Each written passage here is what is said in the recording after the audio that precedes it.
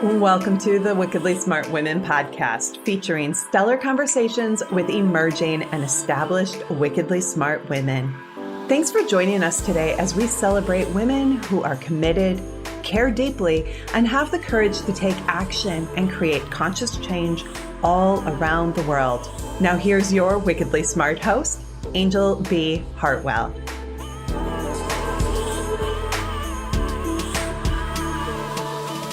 Welcome to another episode of the Wickedly Smart Women podcast, where we celebrate wickedly smart women and provide our listeners with a wealth of wisdom, along with immediately actionable steps to be smarter, spunkier, and more successful in their impact and their leadership. This is your host, Anjel B. Hartwell, and today we welcome our very special guest, Deb Erickson.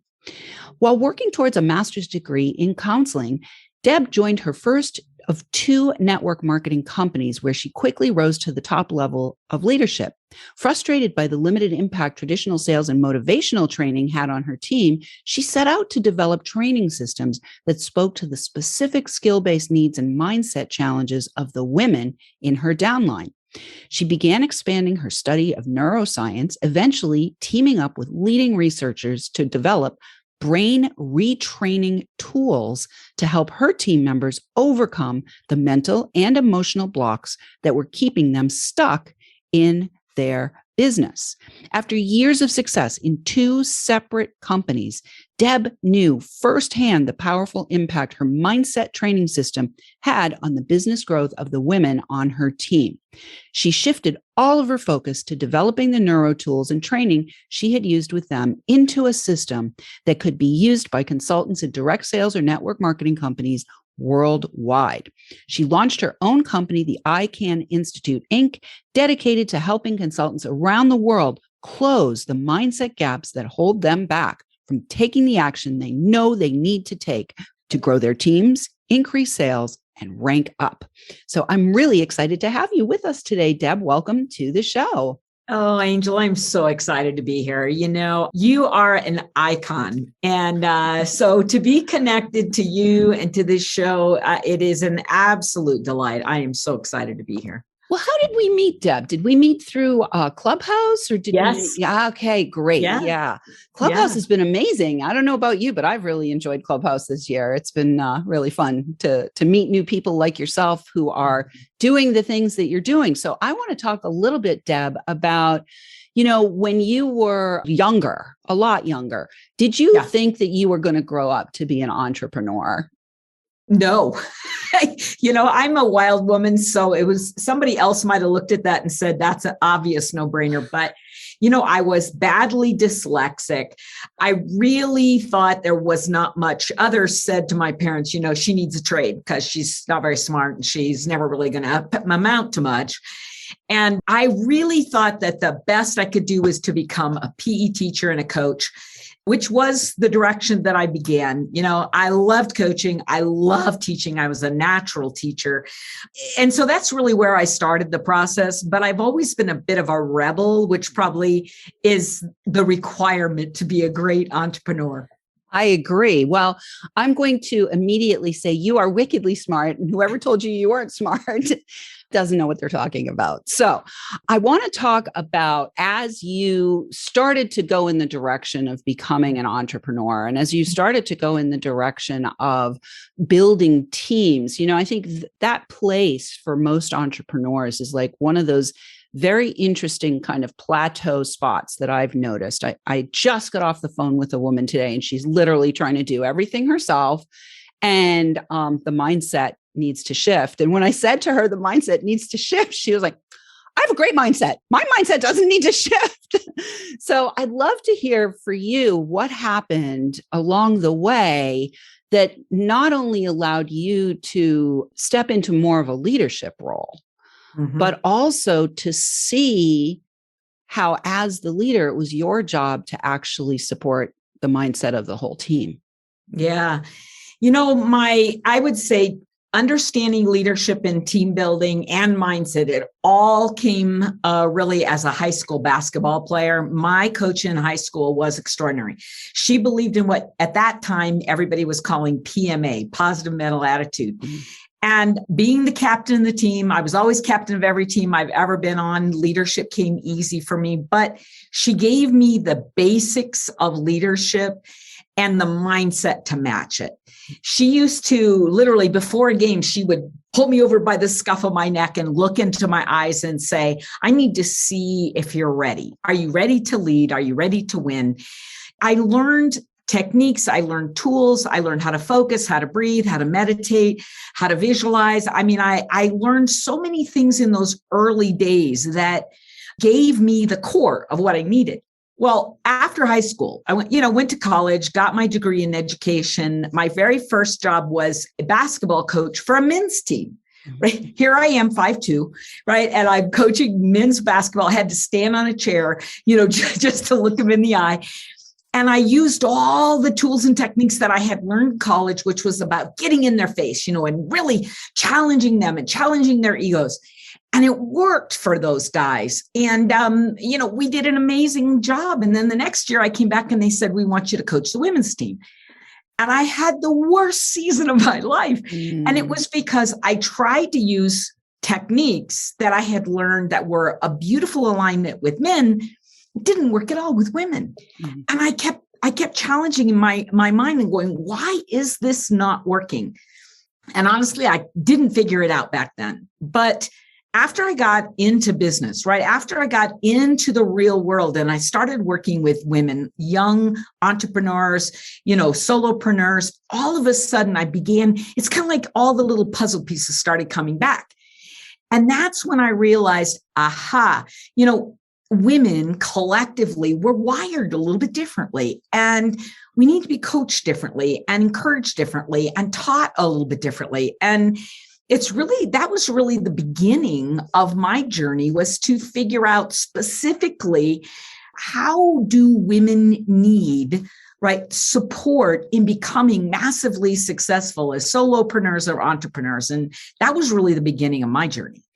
Yeah, well, so I'd like to dive a little bit deeper into this difference between men and women, because as you were speaking, what I was hearing and feeling was when you were kind of like getting in the face of the men. And it's interesting that worked for you with your coach, even though you're a woman.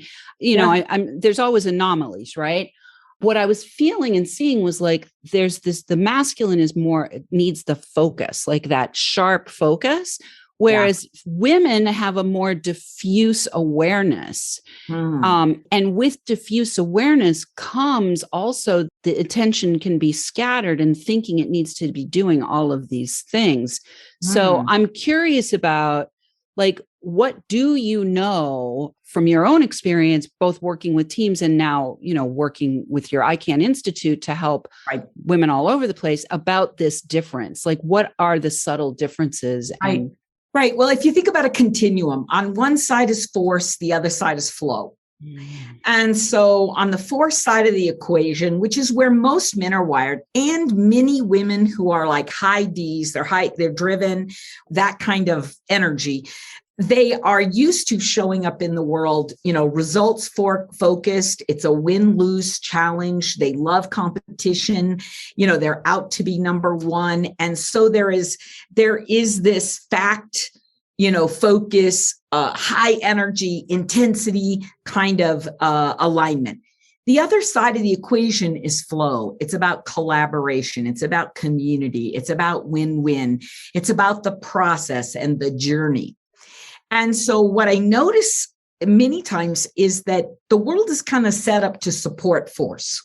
And we acknowledge force, we reward force, we kind of like get our works, our whole life, we get worked up about force and we elevate it.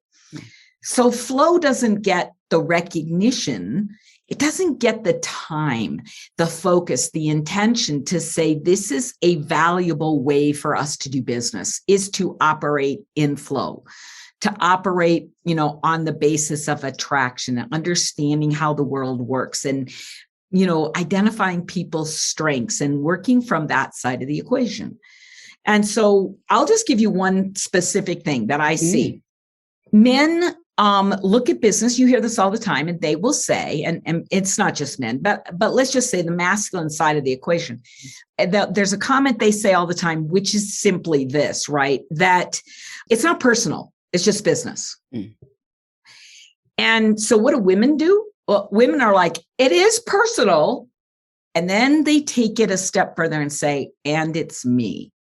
Meaning that, yes, of course, it's personal because it's relationship. But what too many women do is they want to personally own every rejection, every failure, every hesitation, every delay. And so what happens is we get robbed, right? Women actually get robbed from the wisdom of saying, hey, business needs to be tweaked. You need to take a risk and then evaluate. And there needs to be a more strategic, analytical approach instead of saying, oh, it's just me. People don't like me.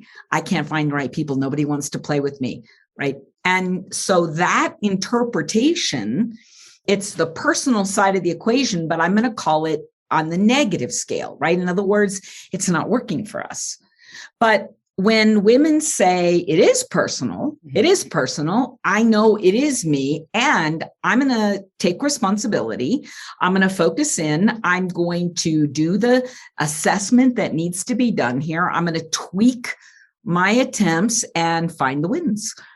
Then all of a sudden they're working the personal side of the equation from the positive. And that's really, honestly, what I love helping women do is say, hey, yeah, you are responsible, and let's get you where you want to be, right? Let's move you up in that positive equation. Yeah. And what I'm hearing there's a couple things I want to just underscore for the listeners. When you said high D, I just want to let listeners know that I believe we're referring to the DISC assessment. Is that what you're referring to? So that's DISC. For those listeners who have not heard of that or don't know what that is, it's a tool that many companies use and entrepreneurs use to discern what the strengths and weaknesses are for each individual. So the high D is driven, and that's from the DISC assessment. So the other thing that I really heard there is, and it's a big distinction, there's taking it personally, meaning that it's poking an emotional wound that has not yet been healed, basically, right? Yes. So, and it's a thinking pattern of constantly, I'll call it Eeyore. It's Eeyore thinking, right? Of constantly having the rain cloud over your head because whatever is going on. And then what I heard the distinction there is your work is really to work to help women who are taking responsibility to create change and know that they have the ability to create change. And so they're taking they're using their personal power in support of making the change, and while retaining this relational piece. Is that what I'm hearing? Yeah. And I think part of the reason why that's so important is that when you come from a place of strength, right? What you're always looking for is, your next choice, your next option. What can you do? How can you tweak it? You're coming from a place of action, even though it's action and flow. When you come from that, take it personal from a weaker perspective, what happens is that you're feeling helpless. You have excuses. You're looking for someone usually to blame. And most of the time women blame themselves as much as anybody else. Yeah. And so what happens is it's really hard to find personal power from that position. Well, and I'm also hearing that that's probably coming from a place of reaction. Instead of action and flow, it's a place of reaction. All right, we have got to take a break already. It's amazing how quickly this happens. Wickedly Smart Women, we need your help. If you are enjoying this show and want us to stay on the air, please consider making a donation at www.wickedlysmartwomen.com. We'd also love to ask you to share with your lovely lady friends who you think might benefit from our content. We're really excited. This is our second year. We've done 2 years of broadcasting and we've won 2 awards. We've been nominated for 2 more awards. We're celebrating our 2nd anniversary right now. And so we would love to ask you to help letting your sisters, mothers, daughters, friends, and colleagues know about the show so that we can serve them too. We are now downloading in 89 countries and welcoming thousands and thousands of downloads from all over the world. I want to shout out this week to our listeners in Brazil, Panama, and Bolivia. And we will be right back with Deb Erickson.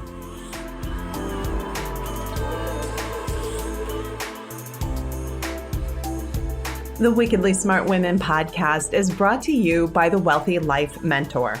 Women, are you on the edge knowing that life is calling you to make a change? Are you ready to be part of the evolution of what it means to be a wickedly smart woman, creating your wealthy life by design?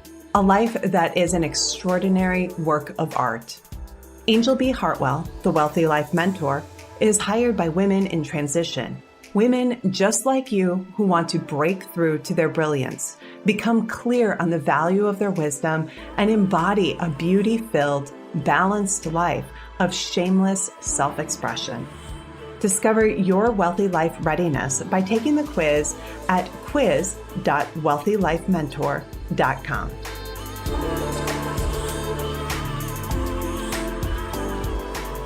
And we are back with Deb Erickson. You can find out more about Deb and how to work with her at ICANInstitute.com. ICANInstitute.com. We'll have that for you in the show notes. So Deb, before we went to the break, we were talking about the difference of being in action in flow versus being in reaction. And I'd love to have you share with our listeners, do you help the people who are in that reactional state, or do you help to optimize the people who are in action and flow? Like both. Yeah, okay, great. Is if you could give us an example of a client that you've maybe helped, I would love to hear a story. Absolutely. Absolutely. So I was working with an individual last week. We were talking about, she gets in these patterns and these habits. So she's moving forward in her business. She kind of hits that ceiling, the same ceiling over and over and over, and goes into frustration and overwhelm, impatience, all of that negative emotion. She kind of spirals down. So what we do is a neuro-tool called a pattern interrupt. So here's one of the great ones. I just have a stop sign. And with the stop sign, the whole idea is that you want to be able to just pull the stop sign up to your face. You can also just use your hand if you want. And what you're doing is stopping the pattern, interrupting the pattern, because those habits and patterns are, did you know that they are running 23.2 hours a day? Your subconscious mind's running patterns. Okay. So there's very little original conscious thought going. And so what we want to be able to do is when you feel your heart racing, when you feel yourself tiptoeing into negative territory, when whatever the signals are in your body, shoulders are tight, your heart is racing, you're getting a headache, whatever it is, when you get those signals that say, woo, I'm looking at something in a negative way. I'm interpreting my life through that lens, right? I'm spiraling into old patterns. All you want to do is you can use your stop sign or just your hand and pull it up to your face really quickly and yell, stop, do it loud. And then you do it again and again and again. Stop, stop, stop, stop, stop. With the idea being what you're teaching yourself is we are not going down that path, right? That's not where we're going to go. And I would call everything, all negative emotion, I would call it red zone. These are red zone stories. These are red zone patterns. These are red zone thoughts, red zone beliefs, right? And we have got to, on a conscious level, we got to stop those. Then on the other side of the equation, there's my green sign. Yes, I call this the yes zone, right? We're moving into positive emotions. So hope is the weakest of all positive emotions, but it's definitely better than the negative. If you can stop yourself from moving into the negative and be able to plant hope. The hope is something as simple as, I hope it's possible. I hope I can create a change. It's soft.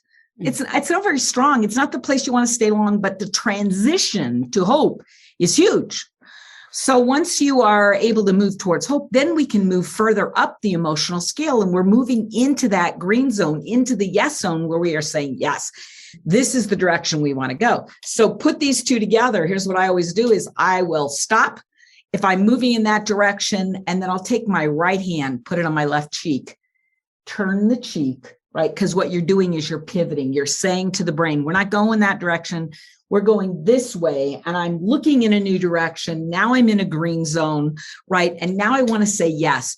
Yes to my future. Yes to the vision. Yes to the dreams. Yes to possibility. Yes to potential, right? Yes to expectation. Yes to gratitude.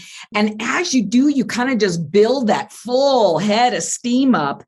And every single time you do that, Anjel, every single time, literally, you're creating a neural pathway. You are disrupting the old and laying down a brand new neural pathway so that it's easier and easier and easier to get there faster, right? Every single time you do that. Yeah, well, it's really fascinating because I actually took training about 20 years ago in the last, I don't know, the beginning of the last 20-year period of time in shamanic work. And one of the teachings that one of my teachers passed on was this practice of stopping the world.